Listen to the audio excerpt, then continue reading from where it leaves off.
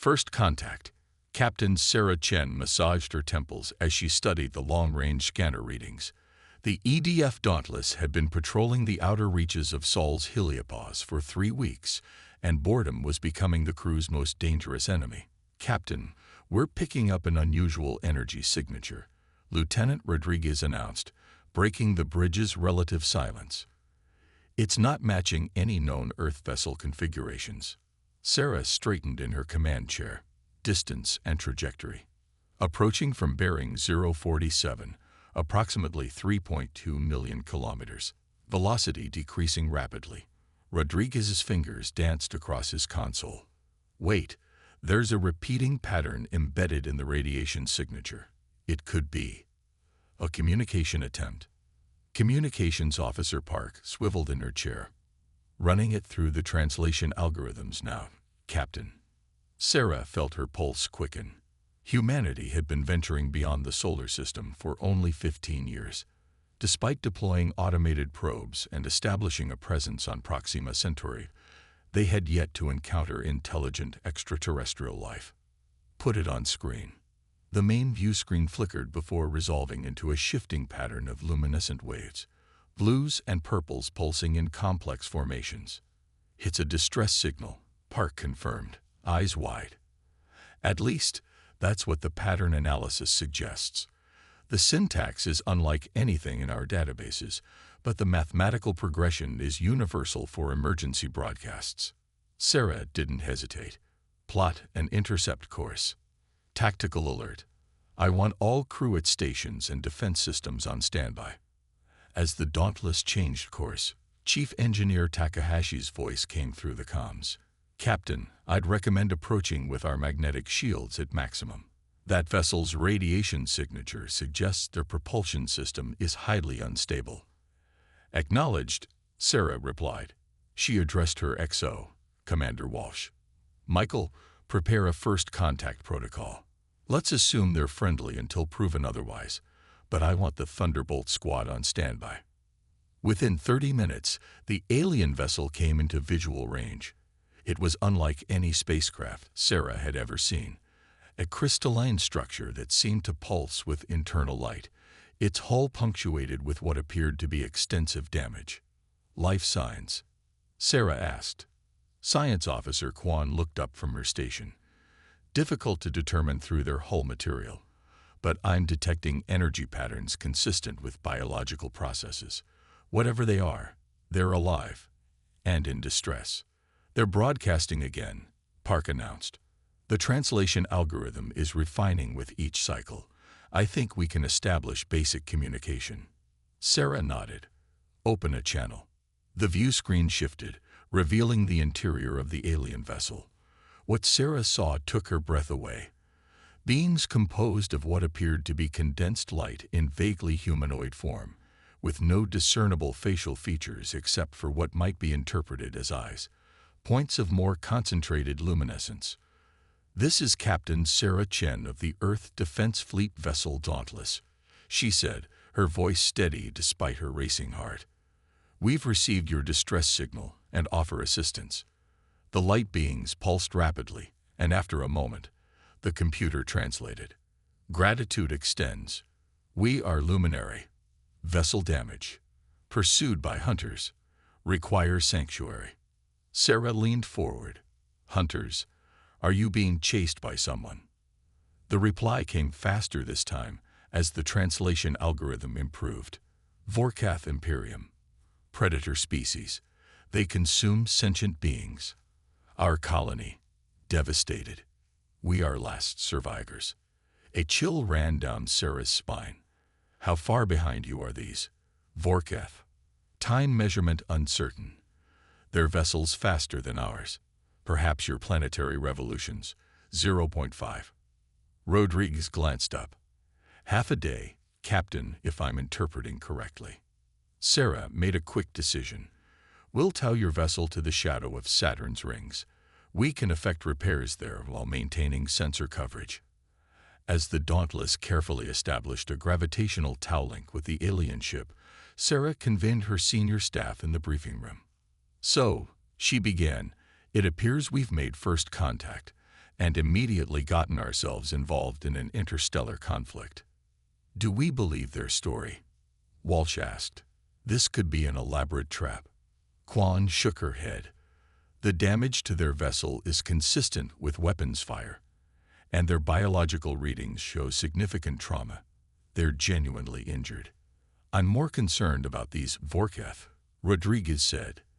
If they're as advanced and aggressive as the luminaries suggest, we could be seriously outmatched. Sarah pulled up the data they'd gathered from the luminary vessel.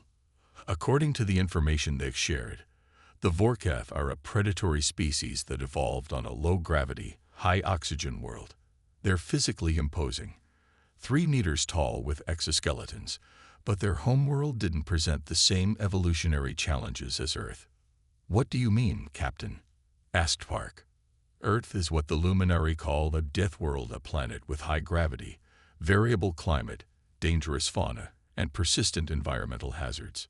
Sarah displayed a comparative chart. Most sentient species evolved on much more stable, less challenging worlds. Takahashi whistled. So we're basically space orcs.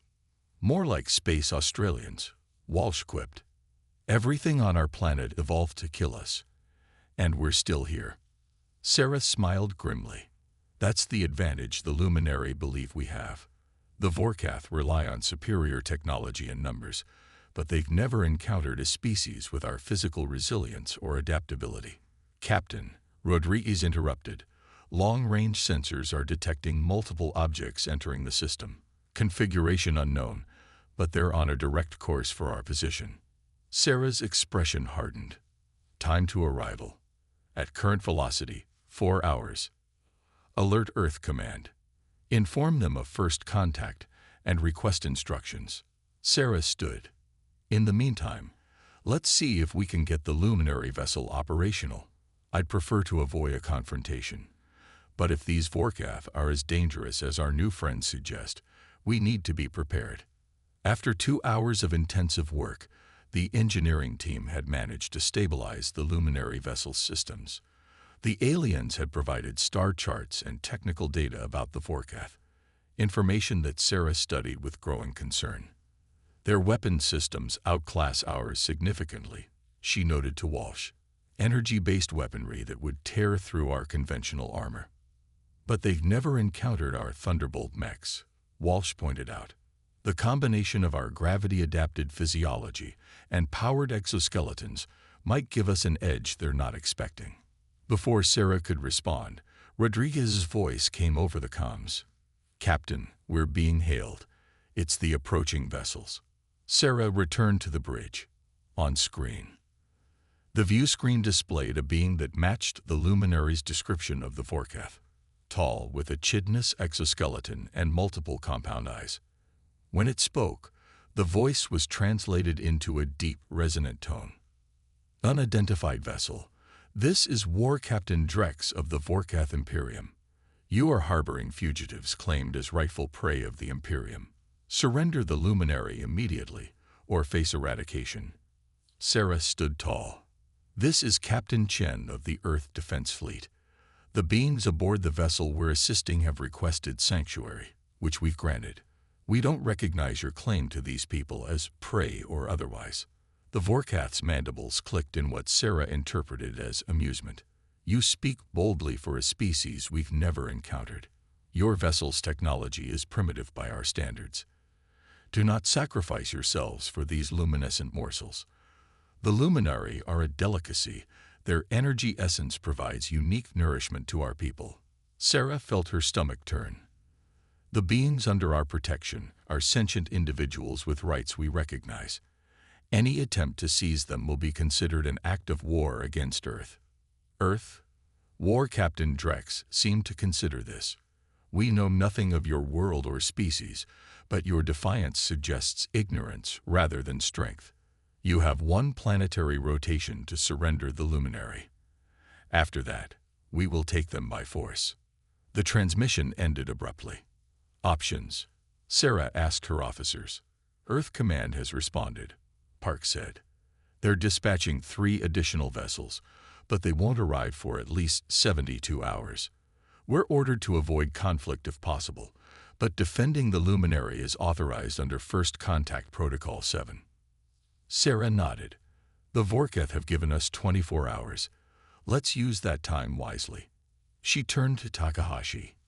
Can we adapt our shields to counter their energy weapons based on the luminary data? Partially, Captain. We can modify our magnetic field generators to disperse some of the energy, but a direct hit would still cause significant damage. And our own weapons? Rodriguez grimaced.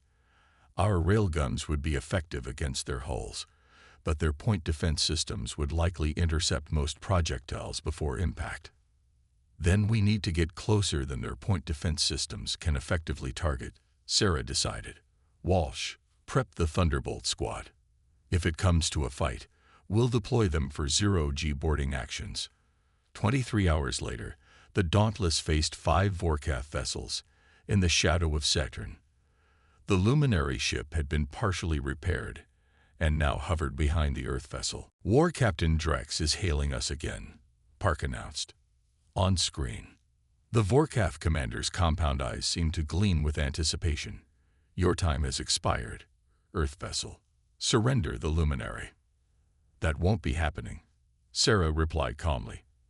I've communicated with my government, and Earth formally extends protection to the luminary people. We propose a diplomatic solution. Diplomacy is for equals, Drex interrupted. You are prey defending prey. Your ignorance ends now. The transmission cut off, and Rodriguez shouted. They're powering weapons. Evasive maneuvers, Sarah ordered. Deploy Thunderbolts. As the Dauntless executed a tight barrel roll, 12 launch tubes ejected what appeared to be armored humanoid figures.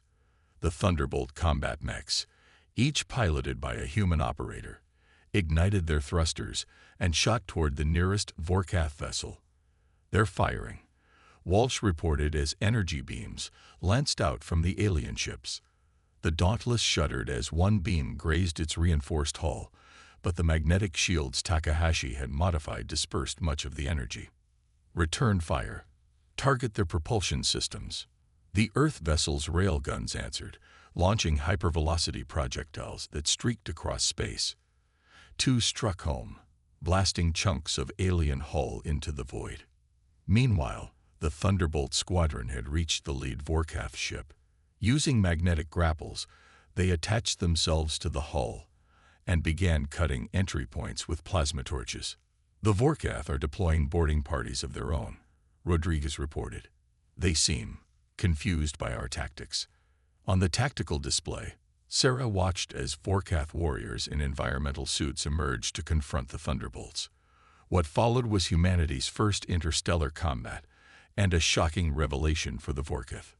The human pilots, born and raised in Earth's formidable gravity, operated their mechs with devastating effectiveness in zero-G. Where the Vorkath expected easy prey, they found warriors who moved with precision and struck with unbelievable strength. The Thunderbolt's armor, designed to withstand the crushing pressures of deep-sea operations, shrugged off the Vorkath's personal weapons. They're retreating, Walsh announced as the tactical display showed the Vorkath boarding parties falling back. Thunderbolt squad has breached the lead vessel's command deck, Rodriguez added. Lieutenant Kowalski reports they've captured War Captain Drex. Within minutes, the remaining Vorkath vessels began to withdraw. The Thunderbolts returned to the Dauntless, bringing their captive with them. In the ship's conference room, Sarah faced the imposing Vorkath commander, now restrained and surrounded by armed guards. Your species, Drex hissed, mandibles clicking in agitation. You move like no prey we've encountered. Your strength, impossible for your size. We're not prey, Sarah replied simply. Humans evolved on a world that would crush your people under its gravity alone. We survived predators, plagues, and catastrophes that would have exterminated less adaptable species. She leaned forward. But we're not here to threaten you. Earth has no interest in conquest. We do, however, have a profound interest in protecting sentient life, regardless of form. The Imperium will not accept this interference, Drex warned. Our fleet numbers in the thousands. Sarah nodded. And now they'll know that those thousands will face a species evolved on a Deathworld, with all the advantages that implies. I'm releasing you to return to your people with a message.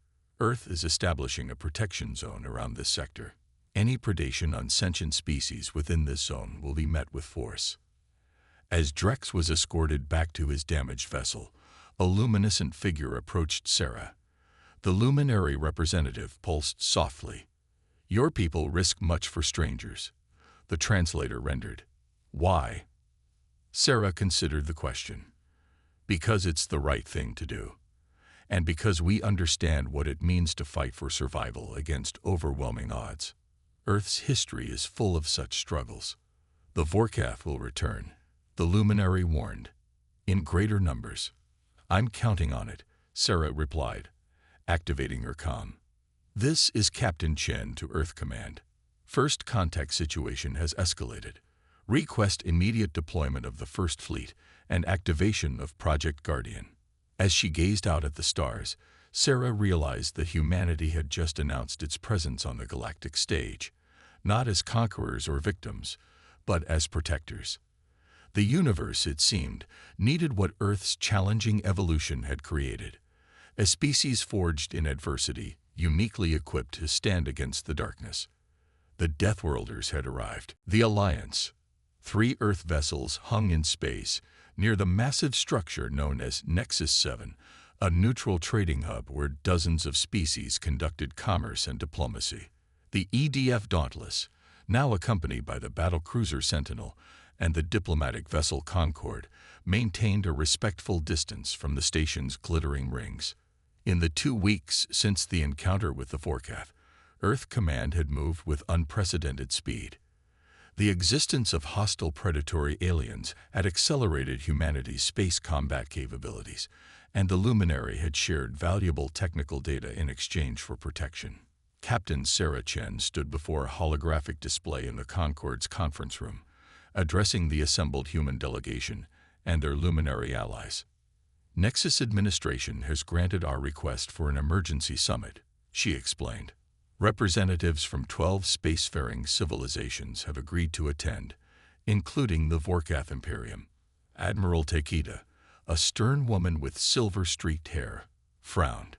"Having the Vorkath at the same table seems risky. This could be a trap." "It could," Sarah acknowledged. "But Nexus 7 maintains strict neutrality. Their security systems are designed to prevent armed conflict within the station." Ambassador Collins, a veteran diplomat with calm eyes, nodded. "We need this forum. Humanity can't stand alone against the Vorkath Imperium if they decide to attack in force. We need allies." According to the Luminary, Sarah continued, most of the attending species have suffered from Vorkath predation or intimidation. They've never united because they lack the military capability to challenge the Imperium. "Which is where we come in," Admiral Takeda surmised. "Precisely. Earth may be technologically behind many of these civilizations, but our physiology and combat adaptability provide advantages they lack." Sarah highlighted several areas of the station on the display. These species evolved on worlds with lower gravity, more stable environments, and fewer apex predators than Earth. They've developed remarkable technologies, but not the biological resilience or aggressive instincts that humans possess. Ambassador Collins stood. "Our proposal for a galactic defense coalition offers a symbiotic relationship. Earth provides military expertise and protection, while gaining access to advanced technologies and resources. And if the Vorkath reject the proposal?" Takeda asked. Sarah's expression hardened. "Then we demonstrate why that would be a mistake." 2 hours later, the human delegation entered Nexus 7's Grand Chamber, a massive hemispherical room with a circular table at its center. Representatives from various species were already present, their diverse physiologies a testament to the different evolutionary paths life had taken across the galaxy. The Luminary pulsed softly beside Sarah, their translator conveying, "Many here are surprised by your physical appearance. They expected larger beings based on your confrontation with the Vorkath."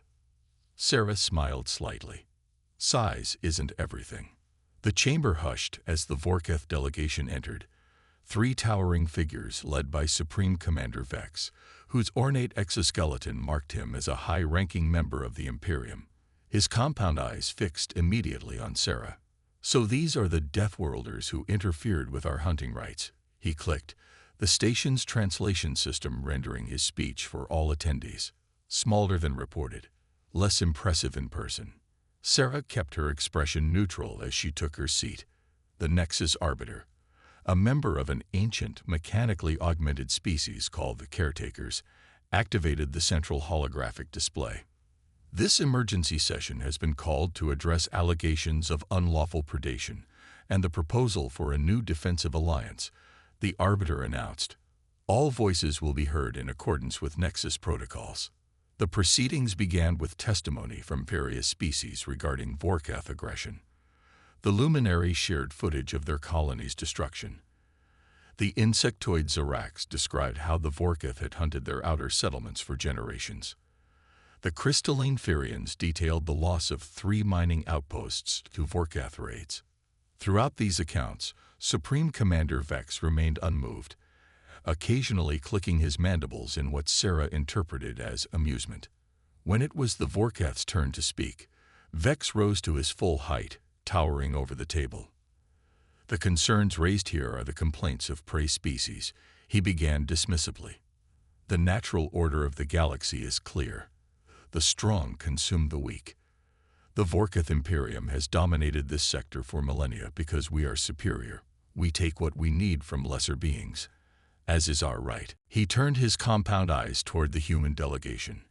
Now these newcomers, these primitives from their toxic world, presumed to challenge the natural order. Their interference with our legitimate hunt of luminary refugees was an act of war against the Imperium. Sarah's jaw tightened, but Ambassador Collins placed a restraining hand on her arm. Vex continued, "We have studied these humans since our encounter. Their technology is rudimentary. Their numbers are insignificant. Their only notable quality appears to be an irrational willingness to die for species not their own." He gestured dismissively. "The Imperium has no desire for conflict with a species so clearly beneath our concern. We offer these humans a single chance to withdraw from galactic affairs. Return to your death world and remain there. Otherwise, we will be forced to add your species to our hunting register." Murmurs rippled through the chamber. The Arbiter signaled for quiet, then nodded to Ambassador Collins. "The Earth delegation may respond." Collins stood, his dignified bearing a stark contrast to the Vorketh's intimidating posture. "Supreme Commander Vex has provided an excellent demonstration of why we've proposed the Galactic Defense Coalition," he began. "The Vorketh's philosophy represents a threat to all sentient life, not because they are inherently evil, but because they've never been challenged to evolve beyond their predatory instincts." Collins activated the central display, showing technical schematics and strategic analyses. "Earth is indeed younger than most civilizations represented here. Our interstellar technology is less advanced, but where the Vorketh see weakness, we see opportunity for all of us." The display shifted to comparative physiological data. Humans evolved on a high-gravity world with extreme climate variations, countless predators, and constant environmental challenges. What we lack in natural armor or size, we compensate for with adaptability, endurance, and determination. Collins looked around the table. "Many of your species developed remarkable technologies because your planets allowed for stable scientific progress. Earth's history was marked by constant struggle, natural disasters, predators, disease, and conflict. This crucible forged a species uniquely suited for combat and survival under adverse conditions." The display showed footage from the Dauntless's engagement with the Vorketh ships, highlighting the Thunderbolt mechs in action. "What we propose is an alliance that combines your technological expertise with our physical capabilities and combat strategies. Together, we can establish a sector where predation on sentient beings is abolished, where commerce and cultural exchange can flourish without fear." As Collins outlined the details of the proposed coalition, Sarah noticed several delegates leaning forward with interest. Even the silicon-based Drayans, typically isolationist, appeared engaged. When Collins finished, Supreme Commander Vex clicked his mandibles rapidly, a sound the translator didn't convert. Prey species forming herds for protection is not new, Vex finally responded. It merely makes the hunt more efficient. Your coalition would collapse at the first sign of the Imperium's full might. Perhaps a demonstration would be more convincing than words, Sarah suggested, rising from her seat. Commander Vex claims humans are physically inferior. I propose a simple test. The Arbiter tilted his mechanically enhanced head. What form of test, Captain Chen? Unarmed combat. One human against one Vorkath of the Supreme Commander's choosing. Gasps and murmurs filled the chamber. The Vorkath stood nearly twice as tall as Sarah, with natural armor and multiple limbs ending in razor-sharp appendages. Vex's compound eyes gleamed. You propose to fight one of my warriors, without your mechanical assistance. I do. Sarah removed her uniform jacket, revealing the toned physique of someone who had trained in Earth's gravity. Unless you fear the outcome. The Supreme Commander conferred briefly with his delegation, then signaled agreement. We accept. Battlemaster Krath will represent the Imperium. The central area of the chamber cleared as force fields established a combat ring. The Battlemaster stepped forward, a massive Vorkath with scarred chitin and augmented limbs. Ambassador Collins hissed in Sarah's ear. This isn't diplomacy, Captain. Sometimes you need to speak in a language everyone understands, she replied quietly. Trust me. The Arbiter announced the rules. Combat will continue until submission or incapacitation. No weapons. No fatal strikes. Sarah entered the ring, seeming impossibly small against the Battlemaster. Krath clicked his mandibles in what was clearly derision. I will try not to damage you too severely, little prey, the translator rendered. Your species should be preserved for study, at least. Sarah simply settled into a combat stance. The Battlemaster lunged with surprising speed, his clawed limbs slashing at where Sarah had been standing. But she had already moved, ducking under the attack and rolling behind him. Before Krath could turn, Sarah delivered a precision strike to a joint in his exoskeleton. The Vorkath hissed in pain and surprise. He spun and charged, using his superior reach to force Sarah backward. One claw grazed her shoulder, drawing blood. The observers watched in fascination as the pattern repeated.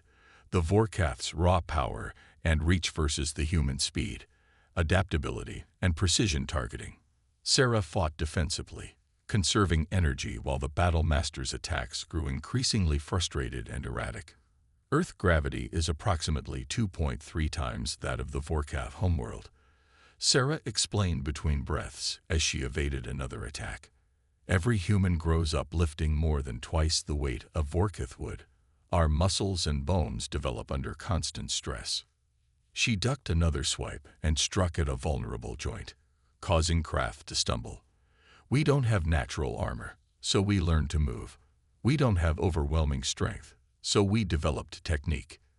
The Battlemaster roared and committed to an all-out assault. Sarah had been waiting for this. Using his momentum against him, she executed a perfect throw that slammed the much larger Vorkath onto his back. Before he could recover, Sarah had pinned a vulnerable nerve cluster at the base of his neck. And we study our opponents, she finished. The luminary shared detailed Vorkath physiology with us. I know exactly where you're vulnerable. The chamber was completely silent.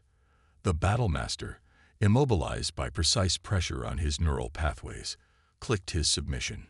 Sarah released him and stepped back, extending a hand in the universal gesture of assistance. After a moment's hesitation, Krath took it, allowing the much smaller human to help him up. She turned to address the gathering. This demonstration isn't about human superiority. It's about complementary strengths. Alone, neither humans nor any single species here can stand against the full might of the Vorkath Imperium.